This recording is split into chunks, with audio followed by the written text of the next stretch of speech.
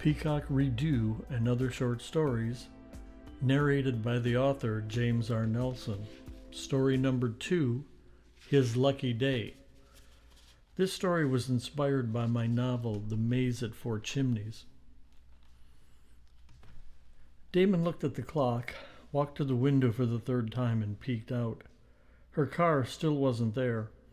He grabbed his cell phone and pressed Stephanie's number. "Where are you?" Damon shouted into the phone. "What do you mean you're not going?" He listened. "The way I treated you? Are you kidding? Fine, if you don't want to go, you don't have to go." He hung up, stuck the phone in his pocket, and stomped outside onto the porch. He took a deep breath.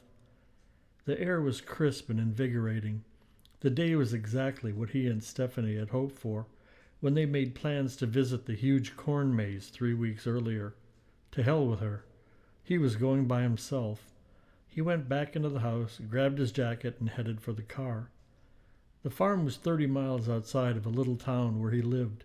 Damon had been out that way as a kid, but as the roads became narrower and unfamiliar, he had to concentrate on taking the route his phone was recommending. Thank God for cell service. It was later than he thought when he pulled up and parked. All of the traffic had been coming from the farm. Damon hadn't noticed anybody behind him heading toward the place. As he walked up to the small ticket booth, the beep of an incoming text sounded. He pulled out his phone and read, "I'm giving you one last opportunity to save this relationship. That's it. Only one more time. Call me." He shoved the phone back into his pocket and pulled out his wallet. "Today's your lucky day," the ticket cut.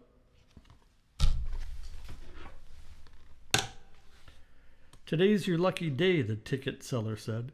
"It is?" "Yep, I'm going to give you a bargain. We only got about 2 more hours of daylight. You got to be out of here by dark."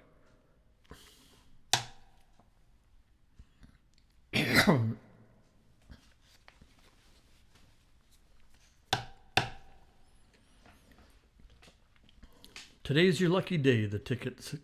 God damn. "Today's your lucky day," the ticket... Shit. "Today's your lucky day," the ticket seller said. "It is?" "Yep, I'm going to give you a bargain. We only got about 2 more hours of daylight. You got to be out of the maze by dark, so I'm taking $2 off the price." Damon handed the man his money. "Thanks." He looked over at the maze. 2 hours should be long enough, right? The man scratched his chin. "For some." Damon didn't think the man's answer was a good omen as he approached 2 flags which indicated the entrance. He entered the maze and started down.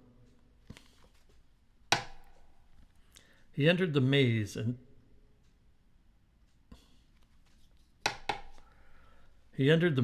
stared down at the ground. It was easy to see where most of the people had gone. Nothing wrong with crowdsourcing. He followed the heavily traveled path for a few minutes. Every now and then, from deep inside the maze, someone would laugh, scream, or call out to a friend. Within a few minutes, he had completely lost track of how many right and left turns he had taken. Now, as he gazed down the path, there was no indication which way most of the crowd had walked. Damon stopped to listen. Maybe he could move toward some other people.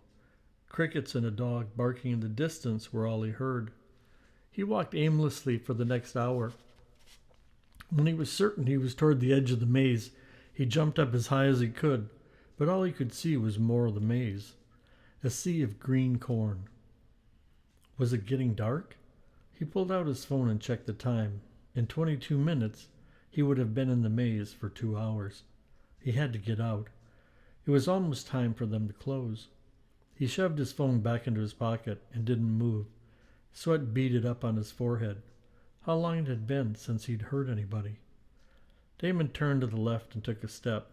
No. He spun around and stood there. Which way to go? Did it even matter? He did an eeny-meeny in his mind and headed down the path behind him.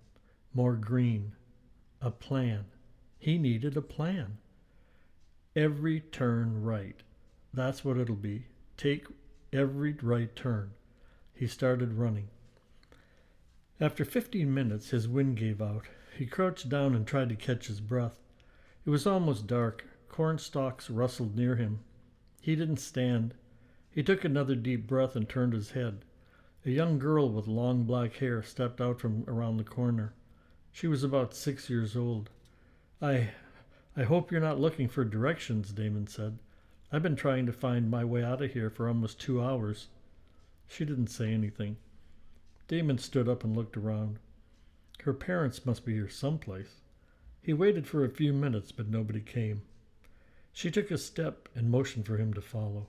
"Wait, what's your name? Do you live on this farm? Do you know how to get out of here?" She disappeared around the corner. "Hey, hold on." Damon rounded the junction. She was already at another intersection. He ran to catch up with her. That little shit had legs a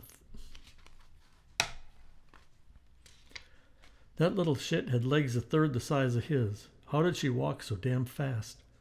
He stepped around a bend and didn't see her. Wait, was that the back of her dress? He ran as fast as he could. There she was, rounding another corner. This continued until he was almost totally out of breath again. Gasping, he muttered, "One more turn. That's it. I can only make it one more." He stumbled around a stack of hay bales. The two big flags that marked the entrance loomed ahead. He fell to the ground exhausted. A pair of big muddy boots appeared next to his head. "Damn it, man. I knew you was in there because there's only one car left in the parking lot. We've been closed for over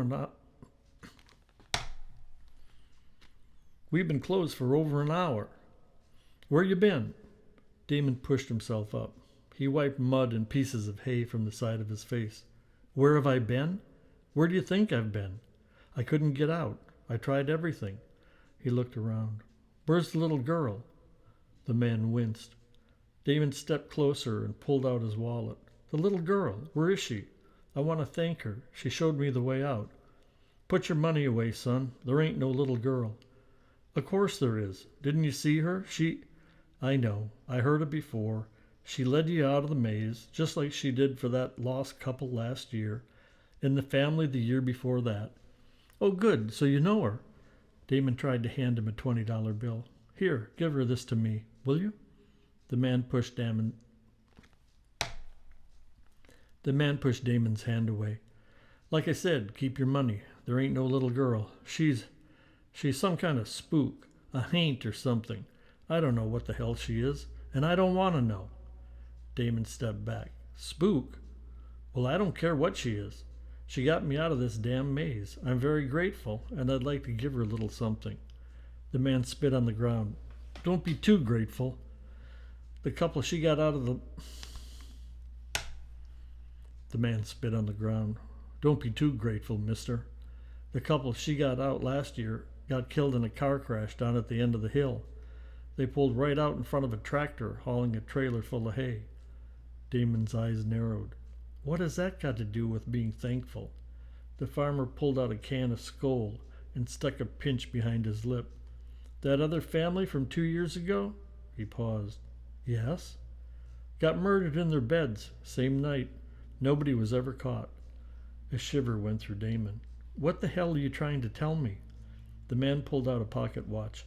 "I'm telling you it's time for you to get out of here. I got chores to do." Damon walked to his car in silence. He drove to the entrance of the farm and turned down the steep hill. As he approached the intersection, his phone rang. He remembered what Stephanie had said. One last chance. He reached for his pocket and then slammed on his brakes. A huge truck ignored the four-way stop and blew through the intersection, missing his car by inches. Damon gripped the wheel with both hands and muttered, "Nope, not calling her now. She'll just have to wait."